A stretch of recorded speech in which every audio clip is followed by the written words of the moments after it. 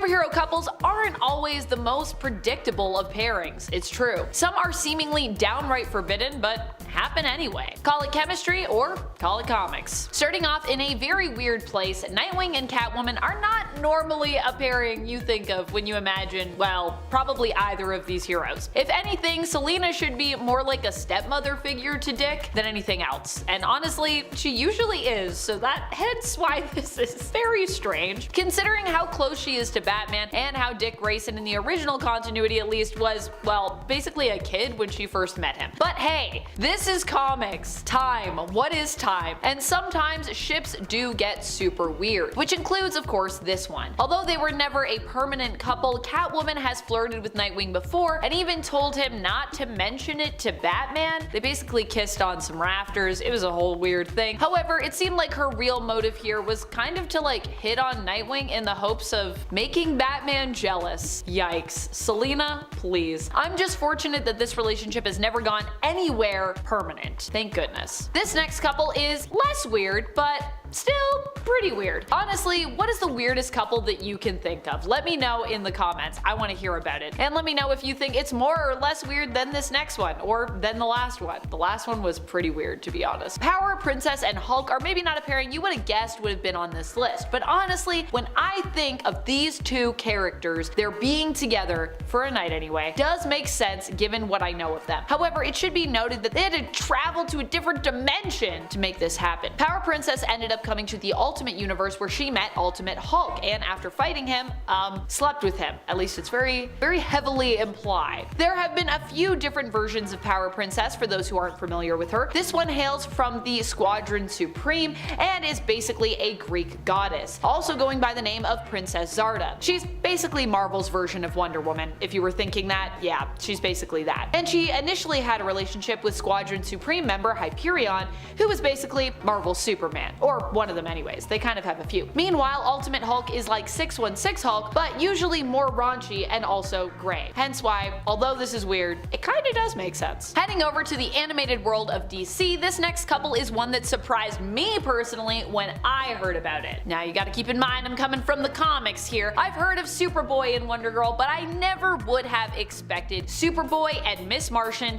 to be a thing. I guess they do have a similar past when you consider that Miss Martian is an alien from another world, one of the last of her kind, and Superboy is a clone of an alien who was the last of his kind. So I guess close enough. These two were a strange pairing in the Young Justice animated series, and while some honestly love them together, others were also somewhat caught unawares and confused by this pairing in the series. What's even more bizarre is that this controversial ship was made canon in the comics recently when the two also started dating in the main comic book continuity as well. While many of the Young Justice relationships are not quite as concrete, I would say, this next relationship was honestly quite serious. Kitty Pryde and Starlord were such a serious couple that they literally almost were married.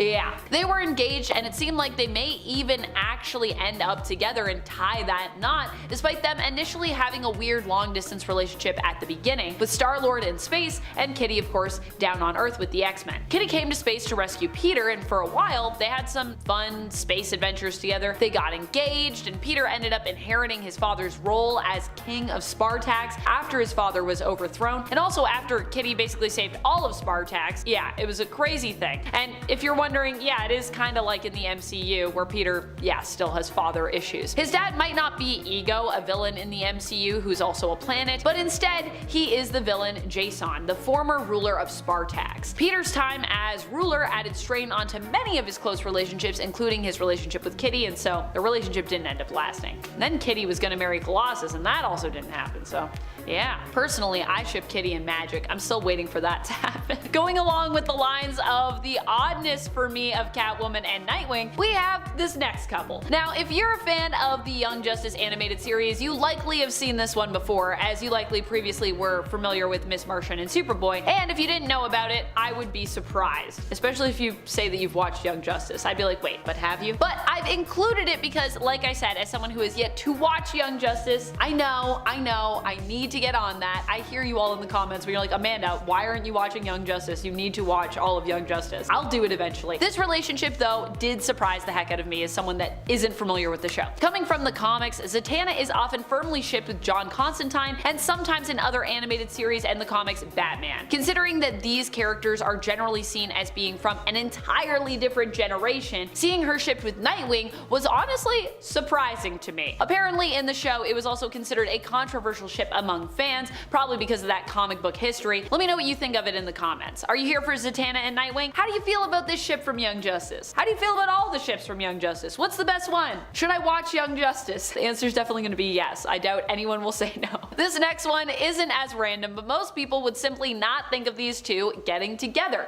But when you think about Wasp, honestly, it kind of seems possible. Seems like she kind of has a type. And when you think of Tony, well, I mean, his type is mainly just attractive ladies, of which he knows many. So honestly, kind of makes sense to me. It's not surprising that these two really got together. Also, they're both superheroes and Avengers, so they have that in common, as well as, of course, years of history working together, so they would know each other pretty well, you'd think. Still, this romance did end up feeling kind of random and shoehorned in, which is why most people probably don't think about it and forgot that it happened, or didn't know at all. That and the fact that Janet is so romantically linked to Hank Pym in our minds, even though their relationship ended up being honestly pretty toxic, so. In the comics anyways, not in the MCU, thank goodness. Coming up is a couple that surprisingly had quite a controversial relationship. Shazam and Stargirl is one that probably makes a lot of sense to folks out there, but it was actually considered to be pretty taboo when it first happened. At least in the superhero community, it was. This is because not everyone knows that Shazam, or Captain Marvel as he was formerly known, is Billy Batson in disguise. Most people think he's a grown adult superhero, although with how he behaves sometimes, it's odd that there aren't more people who are honestly suspicious of this really, but hey, I digress. Stargirl, however, doesn't have an alternate form. She always appears as her true age, looking like a teenage girl, because, well, she is a teenage girl. And I think you can see where the issue comes in, despite the fact that Billy and Courtney were actually around the same age. If not, actually I believe they were the exact same age. I think they were both 16 when they kind of started getting together. Their blossoming romance though had to be cut short when Billy refused to let slip the truth of his secret identity. To put his fellow heroes at ease and maintain his secret, he just basically decided to cut off their relationship. Although I think he also left the JSA after that, the Justice Society of America, so I don't know. Seems like a weird choice, but I guess, you know, probably shouldn't do that if you're going to tell people I'm actually a teenager. It's fine. It's still a weird thing, even if you are a teenager, to be honest. I was surprised at how well this next very randomly seeming couple worked. She-Hulk is the character that I know quite a bit about when it comes to her romantic history. I've done a few videos talking about She-Hulk here on the channel and her romantic past, but this is a relationship I never would have guessed would have worked for her, and yet it really kind of did. Honestly, when I was reading this comic, I was like, wow, what a random pairing. There's so many other people I'd rather see She-Hulk with, but they won me over in the end. This relationship comes to us from the previous 2021 She-Hulk series. I think Marvel relaunched She-Hulk recently. I think there's a new 2023 series or something like that, but it's with the same creative team though. I need to go and read it. I need to get caught up on my She-Hulk, so pardon me. So we're back to one now, and back to Sensational She-Hulk. That's the new title for the relaunch, but the new old title. But in the previous run by the same team, we saw Jen return not just to her job as a lawyer working to defend superheroes, but we also saw her return to having a relationship with a character who was long believed to be dead, Jack of Hearts. And this time their relationship was not just as colleagues and friends, it gets quite romantic. How is this possible given Jack's powers? Well, they've actually been nullified, which means that he can touch Jennifer without having to worry about interfering with her gamma radiation, because that was a whole issue, especially the last time they were together, and it's recapped in the comic as well for you if you didn't know about it. And honestly, Jack's romantic, kind, and gentle nature works really well with Jennifer's sensitive yet very go-getter, kick butt attitude. I actually really liked them together in the end. Next up is a relationship that recently resurfaced. Dick Grayson wasn't always Dick Grayson, in case you forgot. If you did forget, I'm sorry that I have to remind you about this. There was a time when he forgot who he was and he went by the name of Rick. It was during this time that he had a romance with Bea, a bartender, or Beatrice. Well, neither of them ever felt fully comfortable opening up to each other, and Rick was somewhat unable to due to his, of course, his memory loss. It was recently revealed in the Nightwing series that Bea had her own secrets. Turns out Bea was the adoptive daughter of Reuben Blood, the quartermaster of the Hold. The Hold is a secret seafaring organization and bank, a very secure bank, which also guards some of the most valuable treasure in all of Bloodhaven. Recently, the Quartermaster was killed, and it was revealed that Beatrice was actually his daughter, B. Blood, or Captain Blood, and in learning of her backstory, we discovered there was more to Nightwing's ex than meets the eye. I'm excited to share this final couple with you, and also, it's reminding me again how I really need to read through all the Jed MacKay Black Cat stuff. Honestly, it just looks so good. Fun fact, Black Cat is another one of my bi babes in the comics. What is a bi babe, Amanda, you may ask? A bi babe is a bisexual character who is also a babe. Spoiler alert, most bisexuals happen to be babes, whether they be men, women, or any other gender, just FYI. At least according to Amanda. These are the rules according to Amanda. All the bi babes. Black Cat is one of that amazing group, and in the last few years we've also gotten to know more about her romantic relationships that she's had in the past. A lot of the ones that we never even knew about. Most people know her as simply an ex of Spider-Man, but Black Cat has had many love affairs over the years, of which Peter is merely one. He's merely one of them. It was established in canon that Tamara Blake was one such paramour of Black Cat's. We learned this in Jed MacKay's Black Cat series when Blake herself, an internationally known thief, resurfaced as the Iron Cat. Also, Black Cat and Iron Cat, like, I just mean, who doesn't ship that? That just sounds good on paper. The third volume of Secret Avengers is an interesting comic. Honestly, it's quite good, but something I don't believe I will ever come to understand is how we got a plot line that saw M.O.D.O.K, the mechanized organism designed only for killing, becoming part of the Avengers, and then he saves the day by crushing hard on the at-the-time director of S.H.I.E.L.D., Maria Hill. And she actually seems to reciprocate. M.O.D.O.K saves the day from a cosmic monstrosity and a mad scientist by using his strong romantic feelings for Maria Hill to overpower their influence. Now, after this big murderous head proclaims his love to a seemingly unconscious Maria Hill, you'd expect her to be kind of uncomfortable upon coming to learn this info, but instead she walks up to his house the next day to have a chat that genuinely sounds like she's considering trying to date the reformed villain, especially because she goes inside his house for tea. Someone on the internet referred to Maria Hill as one of the most emotionally repressed characters to ever grace Marvel's pages, so pairing her up with M.O.D.O.K actually sort of works in some kind of weird way. Now, taking place in Birds of Prey Volume 1, number 31, Ra's al Ghul decided that he needed a bit of a change to his life. Barbara Gordon, Oracle, sent her detective friend Jason Bard to follow her teammate at the time, Black Canary, as she had started seeing a mysterious rich older man, and Barbara was worried that something wasn't quite right. That was some great Bat Family intuition, as that rich older man turned out to be frickin' Ra's al Ghul. Ra's was masquerading as a count and wanted to seduce Black Canary into marrying him and joining the League of Assassins, which, okay man, you do you. Now Canary, really weirdly, was actually pretty into him at first, but the relationship took a bit of a turn when she found out about his goal of manipulating and turning her to the dark side, and so naturally, she rejected his advances. Instead, Ra's tries to change her mind by stealing her away and taking her to the Lazarus Pits in hopes of destroying her mind and making her susceptible to his advances. Now luckily, Oracle arrived in time to stop Ra's al Ghul, but in the ensuing battle, Laurel, Black Canary, was injured. Barbara put her into the pit to save her, and as a side effect, Black Canary regained her canary cry, which is a good thing. Now, although she is better known for her long-standing relationship with Daredevil, Elektra and Frank Castle, the Punisher, once became a power couple. Which is so weird because, let's be honest, Elektra is not exactly a full-on good guy. Sure, you could say the same for Frank Castle, but his whole thing is wiping out criminals, and that's kind of what she is. Just saying. Either way, it happened, and as you might expect for these two, it kind of ended in tragedy. Their relationship was revealed to us in 2013's Thunderbolts number 7 after Deadpool hits on Elektra, and she turns him down by revealing that she was already hitting the hay with Punisher. Now back in Punisher number 27, Frank had been targeting the hideouts of various different mob members, only to find Elektra had already taken out everyone each time he showed up. When he crashed the penthouse of a mob boss named Vic Strega, Punisher arrived just in time to watch Elektra cut the man's heart out. He then asked her out, and Punisher had Strega's heart bronzed and gave it to Elektra as a romantic gesture in Thunderbolts number 30, which is weird. Unfortunately, the end came when the Punisher took it upon himself to end the life of Elektra's criminal brother, and I mean, the two just couldn't really see eye to eye after that one.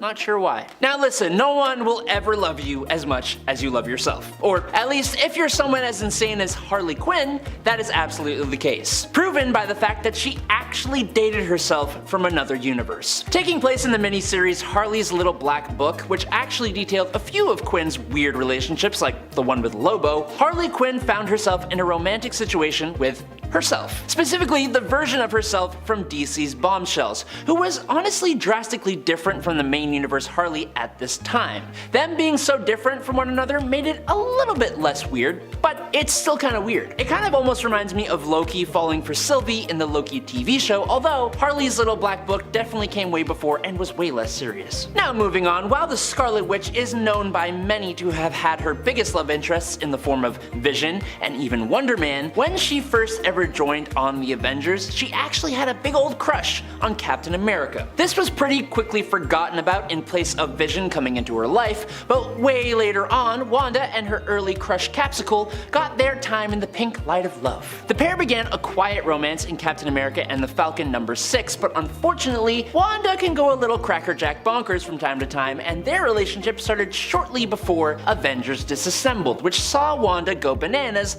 and wipe out multiple Avengers and led directly to the House of M and eventually M-Day. Needless to say, the two did not stick together. Now, sometime after the hero Tigra, or whatever you want to call her, had become romantically involved with teammates Henry Pym and Wonder Man at the same time when on the West Coast Avengers, during Secret Invasion, Tigra began dating who she thought was Hank Pym. He actually ended up being a Skrull imposter named Kriti Null. And then, he actually turned out to be a clone of a Skrull imposter named Kriti Null. So, Tigra was dating a clone of a shapeshifting alien who was pretending to be a fellow Avenger. And then, she discovered that she was pregnant. Understandably, Tigra was very fearful of the child she was carrying due to the father being a Skrull. Sorry, a clone of a Skrull. She did eventually give birth to a healthy, normal baby boy named William. Normal in that he was also kind of a cat person. William is genetically Hank Pym's son, so Tigra took him to meet his sister Nadia Van Dyne at her birthday party. When the real Hank Pym returned, he had no memory of the relationship or any clue that he was now technically a father, but unlike a lot of relationships in comics, Hank and Tigra embarked on a real, mature relationship where they even discussed their hopes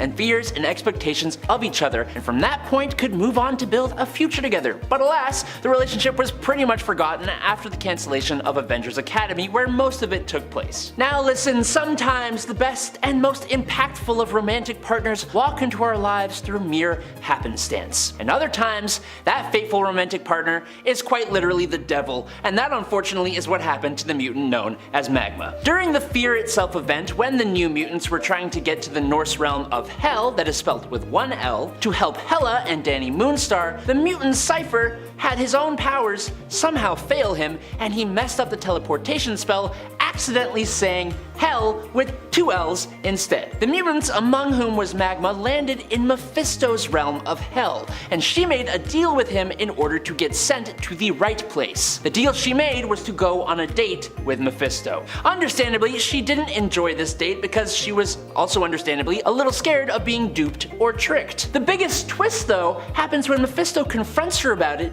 and reveals that because his appearance is based on a person's perception of him, he still experiences a full spectrum of human emotions, including love, and he legit just wanted to have a normal date. And then after that, they begin actually casually dating until she finds out about his ownership of the dceu. That is the thing that did it for her, not the whole he's the devil. Weird. And moving out from that weird relationship, in Age of X-Men Extremists, Fred Dukes, also known as the Blob, has gone from being a dumb, evil, and slightly uncomfortable villain to a granola bar road trip dad in the Age of X-Men. And alongside that, he's caught the eye of someone a lot of you nerds would spend countless moments salivating over: Psylocke. Don't lie, I know it's true. Now this new Blob and Psylocke are a pairing that actually works way better than you might think. But for those of you wondering why or how this happened, the writer of this comic, Leah Williams, actually answered that for us. Responding to a Redditor who asked the very question of why or how Psylocke would end up with the Blob in AOX, she's not in a really good mental place before AOX considering everything,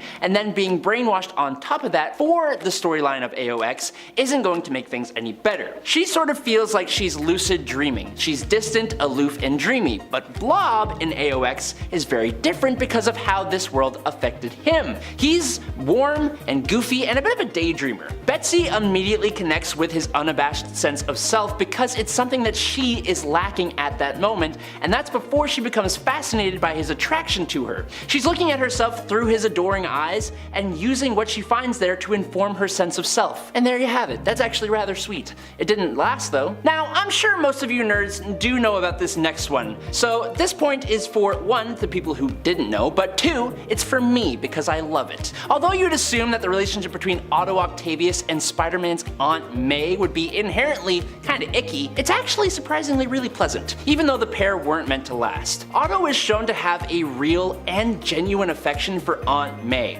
with the pair even almost getting married at one point, which is how most of you probably know about this whole debacle. Who you should really feel bad for here though, is Peter Parker. While Peter has struggled with this little romance like most normal people might, except for this being a superhero issue, he's also had quite the unwanted peek into their relationship. In The Amazing Spider-Man number 699, where Otto swaps bodies with Peter Parker, Spider-Man is trapped in Otto's aunt-loving body, and what do you know, he also has access to Otto's memories, which leads to the lovely little moment where Peter gets a lovely little memory which appears to detail the villain and his aunt, pseudo-mom, going to the town of Pound. And lastly today, I'm ending this list off with another point I'm sure people know about, but I simply do not give a damn because it's great. In one alternate reality, the Greek demigod and Avenger, Hercules, and the mutant and also Avenger, Wolverine, were lovers. Fans met them when the X-Men formed the Extreme X-Men to hunt down evil versions of Professor X in different universes across the multiverse. Hailing from the reality of Earth 12025, this version of our feral mutant is the Governor General of the Dominion of Canada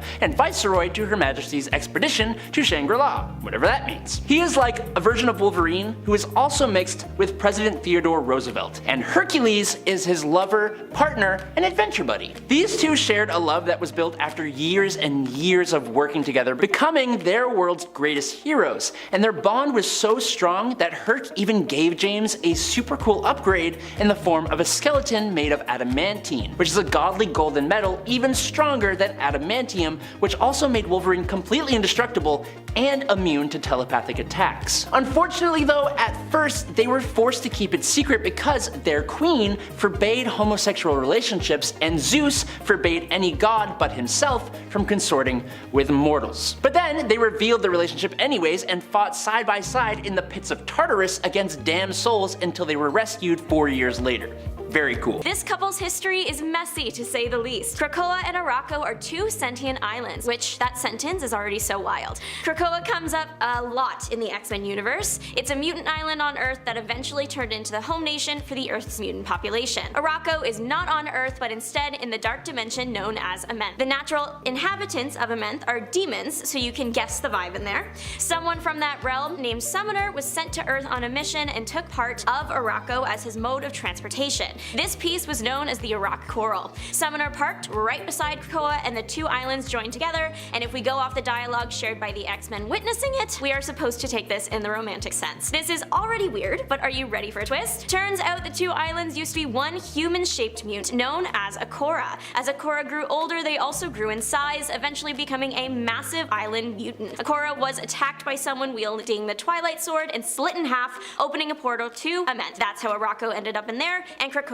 stayed on Earth. Now when it comes to the character of Kitty Pryde and her romantic partners, most people will think of Colossus, who had a pretty controversial relationship with Kitty, who was 14 compared to his 19 when they first met. That relationship didn't properly start until Kitty had come of age, but it still rubbed people the wrong way. Fans of the Ultimate Universe may also think of Peter Parker and that failed romance, and more recent fans may think of her and Peter Quill. But most people definitely don't think about Rachel Summers. No one saw that coming, and even when it was happening, most people had no idea. Sure, there were hints at it and innuendos, but it wasn't until Colossus came back from the dead that the relationship even became known to us, and that's only because of Rachel actually ending the relationship between her and Kitty Pryde. Otherwise, it's very likely no one would have known at all, and it would have just been fan speculation. However, I think maybe the biggest hint at the relationship was from the alternate reality of X-Men The End, where Kitty Pryde had 3 children together with Rachel Summers. That cements it pretty well. Shout out to Chris Claremont Claremont for sticking with the underlying idea that Kitty's true love is actually Rachel Summers. Let's meet our next lovebirds. One half is Lila Cheney, a rock superstar mute. She is capable of powerful intergalactic teleportation even as far across as the Milky Way. The other half is Samuel Guthrie, also known as Cannonball. He can generate thermochemical energy and release it from his skin. Essentially, he can blast himself around like a cannonball. The two meet in the New Mutants Annual #1 when Cannonball saved Lila's life. Their romance starting shortly after. They did have to take it slow. Lila's career was demanding. She is an international superstar after all. They had a sweet romance. She visited his hometown, met his parents, he attended a few of her concerts, but things took a turn for the worst when Lila was captured. Cannonball and the New Mutants went after her and found her again, but to escape, there was of course a battle and Lila sacrificed herself, or so we thought. Much later, we find out she's still out there in the cosmos. When Cannonball found out, he was already stressed with work, so he decided to take time off to go get her back. When reunited, the two rekindle their relationship again, but eventually separate due to not being able to find peace together. Cannonball went on to join the Extreme X-Men, and Lila continued being a superstar. But Sam Guthrie comes from a large family of other superpower beings, and he absolutely is not the only one of his siblings to have a romance. But while Sam and Lila kind of kept things slow and low-key, the same cannot be said for Sam's 19-year-old sister, Paige Guthrie, otherwise known as Husk, and her 30-year-old squeeze came in the form of Warren Worthington III, one of the founding members of the X-Men, Angel. The age difference between these two is large for sure, but it's not the biggest gap we've seen. The real concerning point for this couple came with an extremely uncomfortable moment in Uncanny X-Men 440 when Warren and Paige decide to just fully give in to their love for each other in the sky in front of Paige's mom, who Warren had just explained the situation to. It's awkward, and then to make it more kind of hilarious or worse depending on your perspective, the bad guys show up on the ground level while they're just mid-air sans clothing. That's all I can really say about this relationship. This next couple took decades to resolve their love story. The Beauty and the Beast of the 1980s, Dazzler and Beast, first met in Hollywood. Dazzler, a shimmering performer down on her luck, and Beast, a blue guy on vacation with big dreams of being on the big screen. The main problem they face is that at this point, the world isn't super fond of having youth celebrities. Dazzler is promised the chance to perform for Hollywood's elite and jumps at it, only to discover the performance is less singing and more of a gladiator fight. The under-Hollywood fighting ring is eventually busted when Beauty and the Beast lead a revolt. Their romance in the 80s was limited to the 4 comics in the Beauty and Beast line, and the pair did break it off at the end. Dazzler went on to receive her own comic line, and in the last panel of the last issue, Beast made an appearance to ask Dazzler to join his new team of X-Men. This gets left on a cliffhanger for over 20 years, finally resolved by Dazzler superfan writer John McCann. His story in Marvel's Heartbreakers Volume 1 involved a sweet meeting between former lovers, some slow dancing, and Dazzler finally answering Beast's question. She did not want to join his team. For us readers, we kinda knew that already, but the events of Dazzler 42, Heartbreakers 1 happened close together, so for Beast, he didn't have to wait that long. Dazzler did go on to find her happily ever after with another mutant, but I will make you wait just a bit longer to hear about that one. It won't be decades though, not by a long shot. But Dazzler is not the only person to be courted by the big blue of the X-Men. This is one I actually had not even the slightest clue about, but Jean Grey, who most people know for her romance with Cyclops and the love triangle between those two and Wolverine, is another Belle de Ball that the X-Men Beast has romanced over the years. But to be fair, this happened with 2 different versions of Jean Grey than the one we are used to seeing with Cyclops. But the fact that it happened twice leads me to believe that there is a strong case for Jean always having some kind of underlying attraction to Hank McCoy. The first time we ever saw this romance came in X-Men Forever when the alternate reality versions of the characters hooked up and became a couple. But this did actually happen in the main Marvel 616 reality as well, when a time-displaced Jean Grey chose Beast over her hubby-bubby boo, Cyclops, in all-new X-Men issue number 15. And honestly, Cyclops has made more than enough strange and pretty bad romantic choices that it just kind of felt fair that he got robbed of Jean this once, just to be honest. Sorry. The wait is over. Our second romance for Dazzler happened long after her romance with Beast ended, but it's equally as sweet. Dazzler and Longshot first met in Uncanny X-Men issue 215 and ended up being the couple that worked out for the long run. Her and her new beau share a love of the music scene. Dazzler is quite the performer, and part of her soon-to-be husband's look was based on the popular 80s performer Limo. The two would tour through towns for Dazzler to perform and chat with local townsfolk. Like all super couples, they eventually got into interdimensional trouble and were forced to take part in the Mojoverse version of The Wizard of Oz. They follow the Yellow Brick Road all the way to breaking Mojo's influence, and it's implied that Longshot killed Mojo. Finally, knowing some level of peace, our superstars did settle down in the Mojoverse and get married. They were even expecting a child. That child ended up becoming Shatterstar. We will get to a bit later on. Okay, this next one is kind of just strange to me, as well as not being known to a lot of people. For starters, this relationship is based on nothing other than a nurse doing her job. When the mutant Alex Summers, aka Havoc, was put into a coma, his nurse, Annie Gazakanian, who I shall now refer to as simply Nurse Annie, was the one who cared for him. During the time she was caring for the comatose Alex Summers, she actually somehow fell in love with him, and even moved to the Xavier Institute to continue her care for him. This is where it's rather important to add that Nurse Annie was particularly anti-mutant, being pretty passive-aggressive with that sentiment too. So, it was interesting that when the Summers brother recovered from his coma, he went on to reciprocate the love of this nurse, the nurse that fell in love with her unconscious patient. Havoc was so down bad for Nurse Annie that he even left his fiancée, Polaris, a fiancée whom he had a great relationship with that no one had a problem with, was the daughter of an incredibly powerful mutant, Magneto. A fiancée who he not only left, but left at the altar to pursue a relationship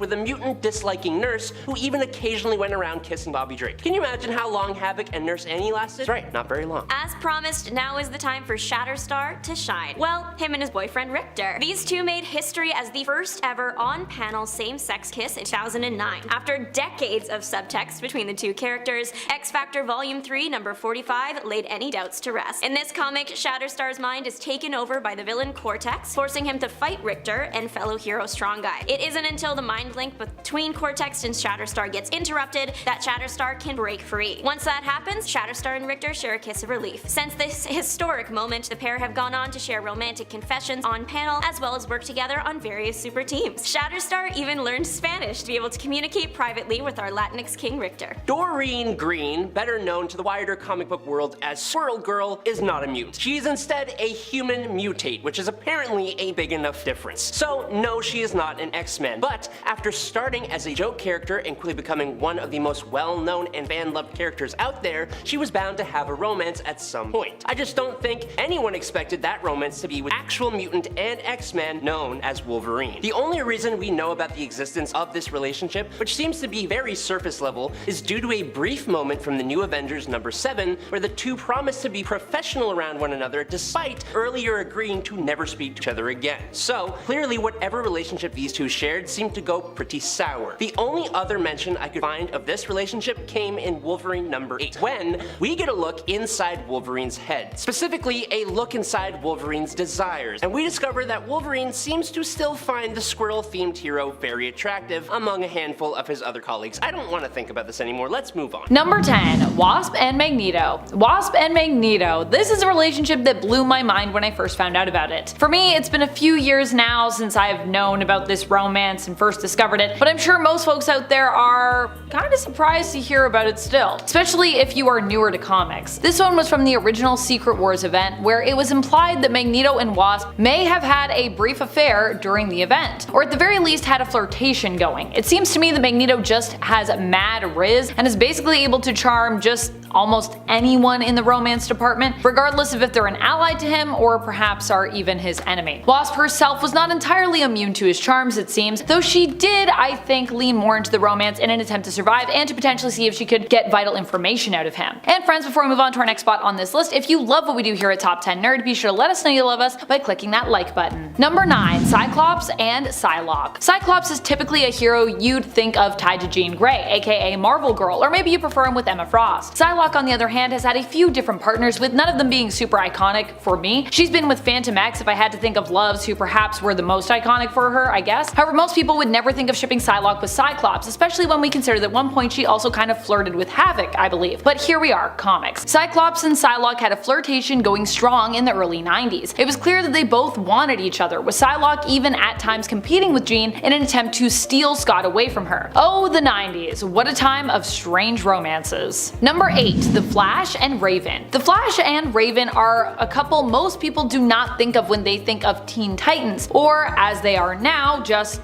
Titans and their romances. The Flash and Raven are a couple most people do not think of when they think of romances in regards to the Teen Titans, or as they are known now, just Titans. Currently in the comics, Wally is married to the love of his life, Linda, and they also have their 2 kids back. And Raven is currently with Beast Boy in a very loving and accepting relationship on both sides, based on, you know, what I've seen so far anyways. Both have sturdy partnerships that are basically relationship goals for many of us out there, I imagine. But there was a time when it seemed like Wally and and Raven could actually be an item. However, it should be noted that mainly Raven was the one who wanted it to be with Wally, and Wally was kind of rightfully terrified of Raven. Needless to say, the romance didn't end up blossoming into anything. Number 7. Iron Man and Hellcat. Iron Man and Hellcat are another couple that most people don't think of when they think of either of these heroes. I mean, I know I didn't, at least not until recently, not until I saw it happen, and then I was kind of like, wait, what? Well, everyone has likely been talking about Iron Man and Emma Frost lately. Before that was going on, or rather I guess kind of in between when that was going on, Hellcat and Tony almost ended up engaged. Yeah, and can you imagine learning that you were almost engaged to someone and then they ended up marrying someone else? Sounds wild. Although also that sounds like comics. Granted, Hellcat was the one who turned Tony down. She did love him, she just wasn't ready to be married again, and considering her history with marriage, I gotta say, I get it. Number 6. Storm and Dr. Doom. For those who don't know about this bizarre flirtation, which has also consisted of at least one date,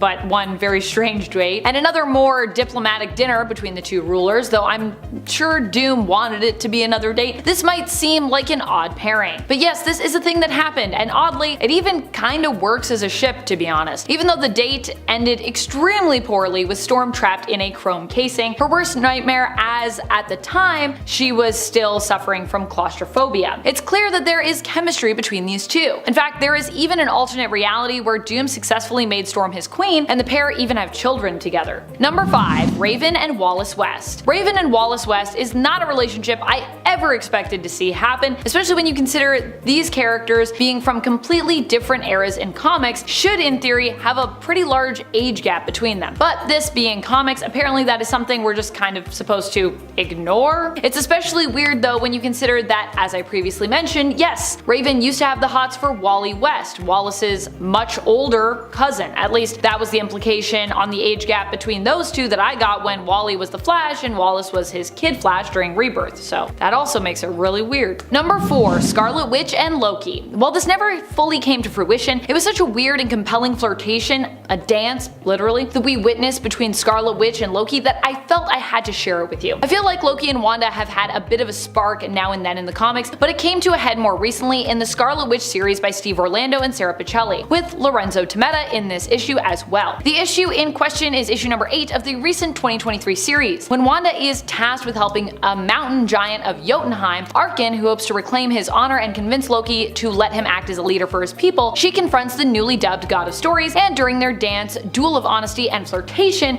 the two seemingly realize they have more in common than both of them and us, the readers, might at first suspect. However, in the end, Wanda ultimately decides that their relationship cannot proceed because she still cannot trust Loki to be honest with her, as she observes that he still sometimes struggles with being honest with himself. Honestly, touché. Number 3. Superman and Hope. Superman and Hope are a couple that most people don't think of when they think of Clark. This is because most people either think of Superman and Lana Lang, or more commonly Clark and Lois. Hope, however, was a recent dalliance that Supes had from his long-standing romance and now a rock of a marriage with Lois. She was a Green Lantern that Superman ran into when he was basically stranded away from home. The two had a romance that lasted honestly quite some time, but Hope, who was a Green Lantern, although at first she didn't know it, wasn't willing to part with Clark. And even when a viable way home was found for him, she actually fought to try and keep him by her side. However, he did make it home in the end, and of course made his way back to Lois and she to him, despite the strain Clark's time away put on their relationship. Number 2. Jean Grey and Pyro. Jean Grey and Pyro are a romance you definitely wouldn't expect to see in the comic. But in the first volume of the Marauders comic series, this couple did appear, albeit only in an illusionary world that Emma Frost basically created to prevent Yellowjacket from fully infiltrating Krakoa. Instead, this was a fantasy that Emma chose to feed the villain, who had hitched a ride inside Pyro following a run-in with Hominis Verende. In the illusion, Pyro returns to Krakoa where Jean is seemingly waiting for him. The two kiss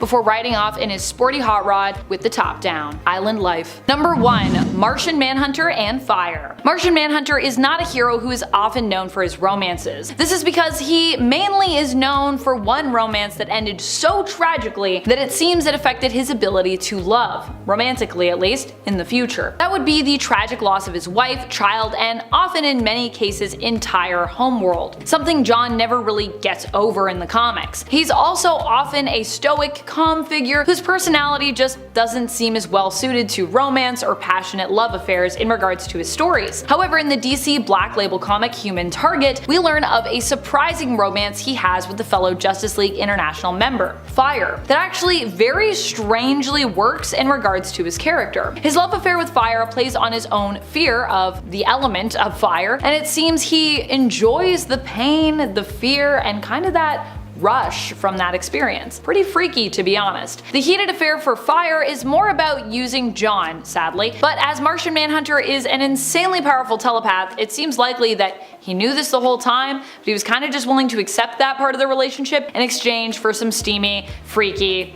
nights. Number 10. Rogue and Iceman. One of the relationships that just didn't seem to work for many readers was the forced comic book relationship between Rogue and Iceman, which seemed to be inspired by the Fox X-Men films where the two were together. I'll admit that watching the movies I personally did not mind it, but of course in my heart of hearts Rogue and Gambit will always win out the day when it comes to both Rogue and Gambit's one true love and romance being each other. So it was very strange when the comics came to echo the films by trying to make Rogue and Iceman a thing. Because while in the movies Gambit might not be around to steal Rogue's heart, in the comics he still very much existed. Like, a lot.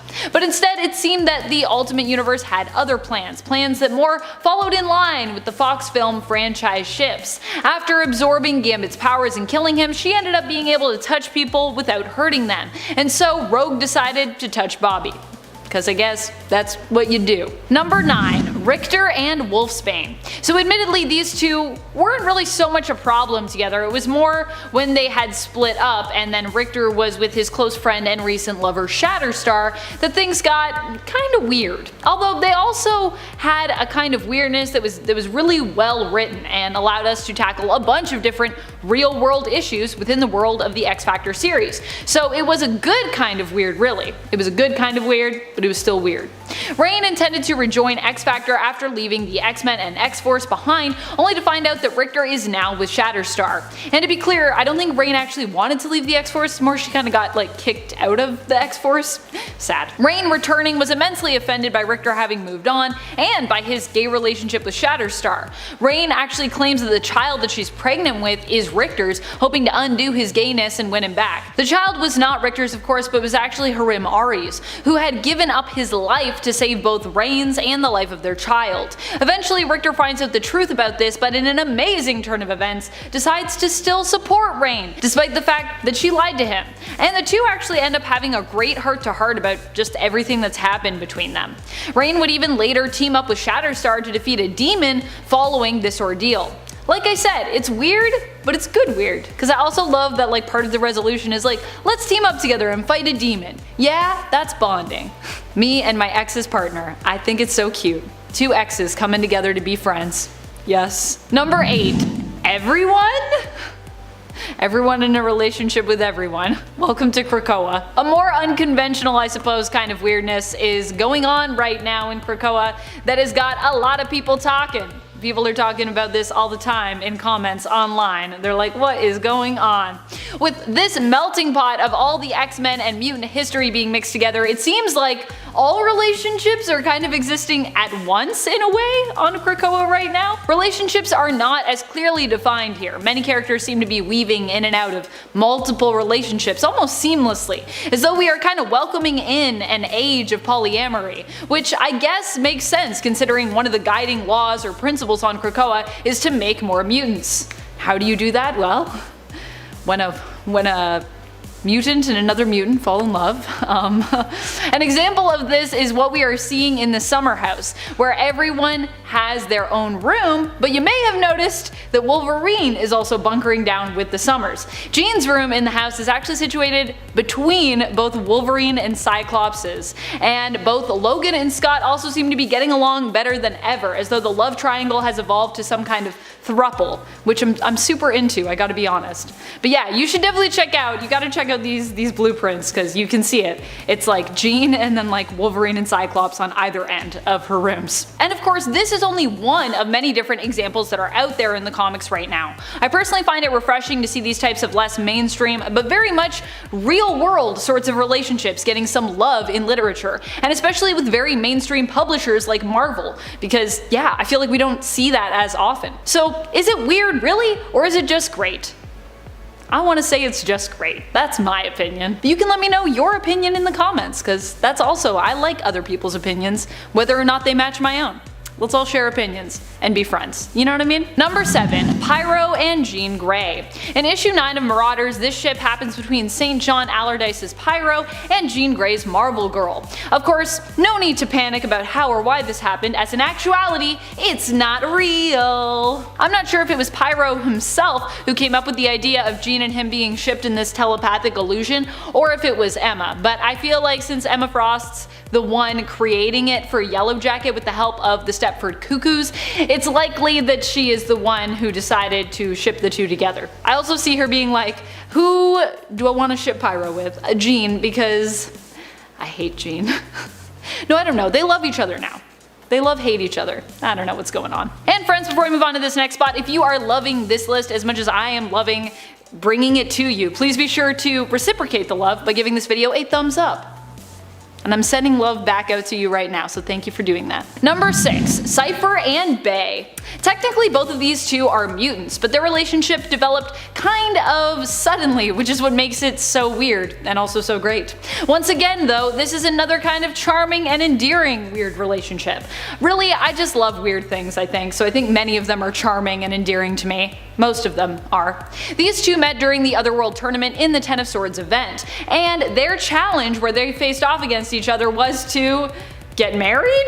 If you like me love weird stuff by the way, and if you haven't checked out Ten of Swords yet, you need to do that. It is so amazingly weird.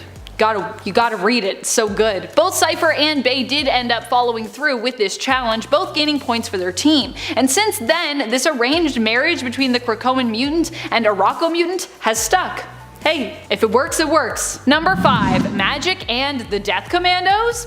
So this is less of a full-blown relationship and more of a weird tactical move of Magic's in combat, but it caught me so off guard and made me laugh so hard when I read it that I thought I needed to share it with you, so here we go.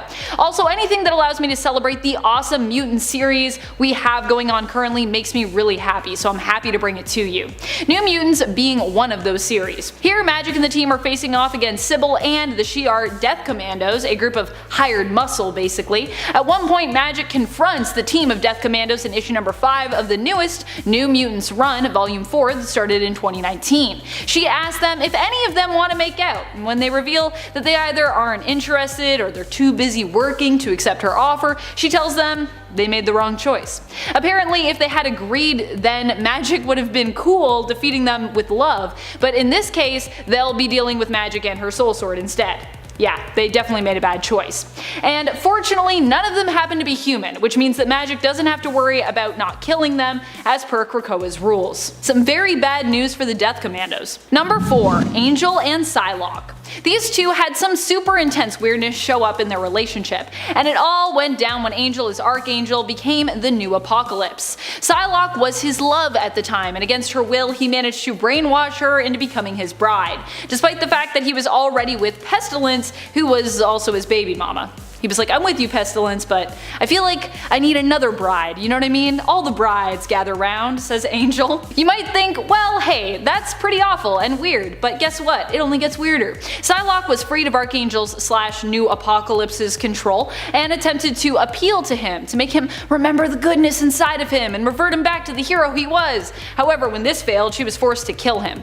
Angel, however, didn't die permanently though, but instead was resurrected into a new version of himself, becoming Angel once more. This new version of Angel was a complete refresh of the character, with all of Warren's past memories being lost to him, including the memories about him and Psylocke being in a relationship. His appearance was also back to his original look, except for some reason he still had his techno-organic wings. Because I guess techno-organic wings are way cooler than organic wings, but you know what's not cool? His and Psylocke's relationship, I suppose. Because they cut that part. Number 3. Mystique and Gambit. More of a moment in the comics than a full-blown couple, but still these two together were a weird time, especially considering that Gambit is often seen as the true love of Rogue, and Mystique is, of course, Rogue's mother. Adoptive mother, but all the same. Already we got a super weird scene where a mutant student of Gambit's, known as Fox, approached him in the showers attempting to seduce him. Gambit manages, though it seems just barely, to resist her charms, and this is already awkward enough as this is a student-teacher relationship, so but it's made even weirder when we later learn that Mystique had actually infiltrated the Xavier school under the guise of Fox, who was never really a true student as this was just a disguise devised by Mystique. Mystique later claims to have done this in an attempt to protect her daughter against Gambit, whom she didn't think was good enough for her daughter, but I gotta be honest, trying to seduce your daughter's partner seems like a really weird way at attempting to protect them. No wonder Rogue is always getting mad at her adoptive mama Mystique for meddling. She's like, this is weird, Mystique, don't meddle this way. This is not a normal mom thing, stop it. Number 2, Nightcrawler and Amanda Sefton. So this is a weird one, because before Amanda Sefton was known as Amanda Sefton, she was Jermaine Zardos, the daughter of Nightcrawler, admittedly his adopted sister, as Nightcrawler of course was not born into the Zardos family, but was merely taken in and raised by them. But still, it's pretty weird, they're still siblings. Even weirder, Jermaine had apparently always been in love with her brother, but when he was accused of murdering their other brother, Stefan, Jermaine refused to accept that Kurt had done so in cold blood, and sought him out to find out what was really going on. In truth, Kurt had actually killed Stefan, but only because Stefan had, at an earlier time, made Kurt promise to do so if he ever became too dangerous, which was what happened. Jermaine disguised herself as Amanda and did her best to make sure no one would recognize her, not even her brother Kurt, who grew up with her. This plan miraculously worked, and Amanda began to investigate and also date her brother. Oh my. What's going on? Number 1, Juggernaut and She-Hulk. Juggernaut isn't a mutant, and is usually more often thought of as an X-Men villain, but he has also teamed up with the X-Men from time to time, even sometimes seeing eye to eye with his stepbrother Charles Xavier, though usually that's not the case. She-Hulk, however, is not a member of the X-Men, nor has she ever been, and is not a mutant, but she is an acclaimed hero, which is one of the things that makes this relationship so weird. Well, that and the fact that it was a super random hookup. It all went down in Uncanny X-Men issue number 435 when She-Hulk was representing Juggernaut in the court of law. The ship was considered so abhorrent that years later, She-Hulk actually denied that it ever happened. In the 2005 She-Hulk series in issue 21, it was claimed that an alternate version of She-Hulk from Earth 721, who had been on vacation and impersonating her 616 counterpart, was actually the one who did the deed. And She-Hulk stands by that to this day. She's like, it wasn't me, it was an alternate version of me, I would never do that. But people are like, what's the real story, She-Hulk? What really happened? I believe her. I believe She-Hulk. She would admit to it if she did it, that's what I think. Number 10, Kitty Pryde and Starlord. This is one of those relationships where there was really no reason for these two to be together, really. It's just so random. Starlord is cosmic, Kitty is an X-Men. I'm not saying the X-Men never go to space, because they definitely do go to space a lot, but it seems like these two only got together because they happened to meet one another in space once, then they began a long distance relationship, from there things got more serious, and eventually ended up with Kitty joining the Guardians, accepting Star-Lord's marriage proposal, but later deciding her and Peter just weren't meant to be because, well, he couldn't prioritize their relationship while also ruling Spartax. Which I get it, when you're ruling a world, it's probably hard to have a relationship, but I don't know, maybe like let your partner like help you with it? I don't know. Me trying to give relationship advice to superheroes. Number 9, Bishop and Deathbird. I mean, this was mostly just a weird relationship.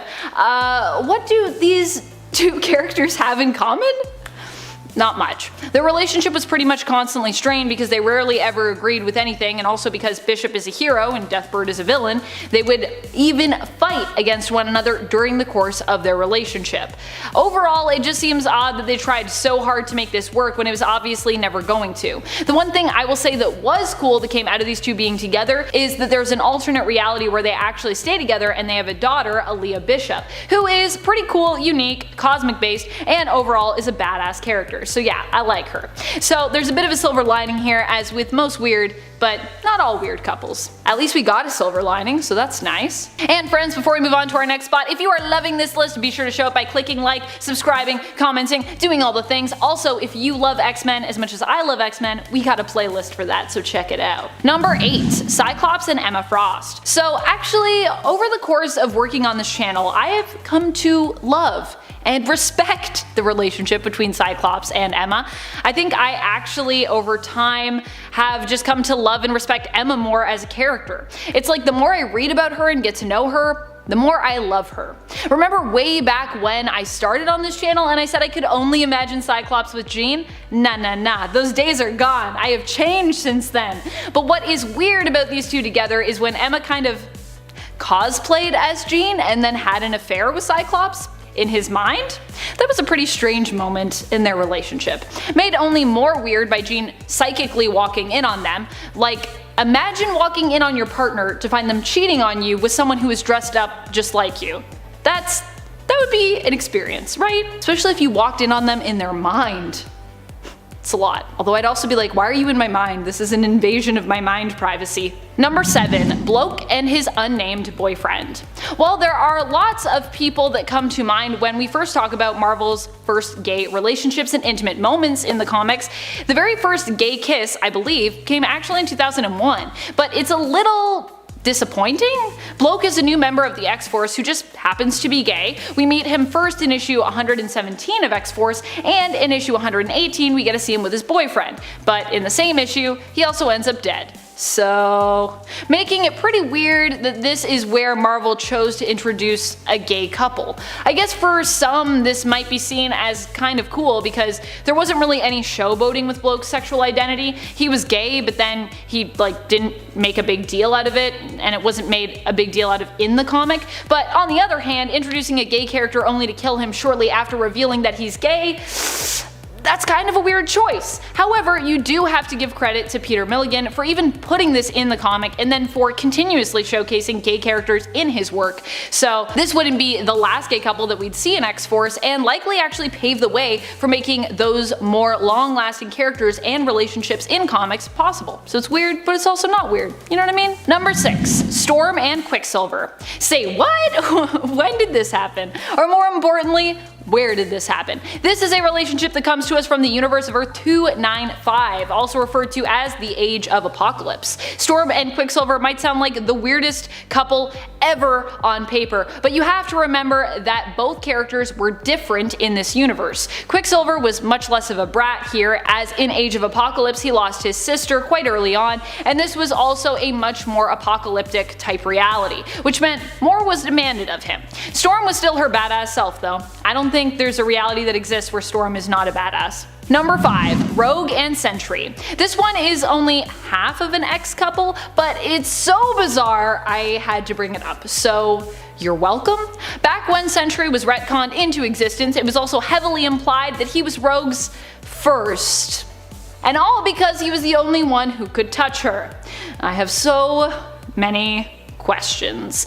And I also feel like we need to stop putting Rogue in relationships with people simply because they can touch her. Physical intimacy does not a relationship make. I know that it's probably been hard for Rogue not being able to touch those that she loves, but that shouldn't mean that she falls in love with someone just because she can touch them and they can touch her, right? Which is definitely what is implied happened here when the subject is brought up during Sentry's funeral and she runs off in tears. Poor Rogue. For so many reasons, poor Rogue. Number 4. Husk and Angel. Husk and Angel are a couple that I have a lot of feelings about. The weirdest part of this relationship that most people point to is the age difference and the difference in experience between the two. Warren is a full-on adult and one of the original X-Men members. In other words, he's older. Whereas Husk is a teenager. I think she was like just 19 or 18, so technically an adult but still pretty young. Still a teenager, so like an adult but a teenager. Young adult. There's also the fact that Husk was this weird rebound for Angel where he claimed he was going to love her forever, but it didn't really last past Chuck Austin's run, and it's never really come up since, I don't think. He had just gotten out of a lengthy relationship with Betsy Braddock, who was going by Psylocke at the time, It was just an awkward relationship, and if you don't believe me, take a look at the time Husk and Angel made up after an argument by getting intimate in the sky above Paige's mom and the X-Men. Yikes. That was a thing that happened. Number 3. Stacy X and Angel. And if you thought Paige and Warren were weird, I have one that's even a little bit weirder perhaps. Stacy X is a mutant who can affect the way you feel, making you nauseous, dizzy, or even really good, using pheromones. She worked for a time at a brothel using her mutant powers. That brothel got attacked by an anti-mutant group and burnt to the ground, so Stacy X reluctantly at first decided to join up with the X-Men, who would help to confront the group that targeted her workplace. She ended up developing a pretty epic crush on Angel, to the point that although she knew he was already taken, she sent him a video of her jumping rope naked. This never really led to a full-on relationship, but it's so wild, I had to include it. Also, apparently this is a thing that people do. People on Twitter told me this is a thing that people do. I'm not sure if I fully believe it, but apparently it happens. Also, I love Stacy X, but she is so weird. Like, who sends someone a video of them jumping rope naked? This is a real thing? This is a real thing? What's happening with the world? What are we doing with our lives? Stacy X must have some amazing inner confidence and self-esteem, and anyone that's done that to send those videos. I love that. I love that confidence, I will say. Love yourself, love your body, jump rope naked. I don't know.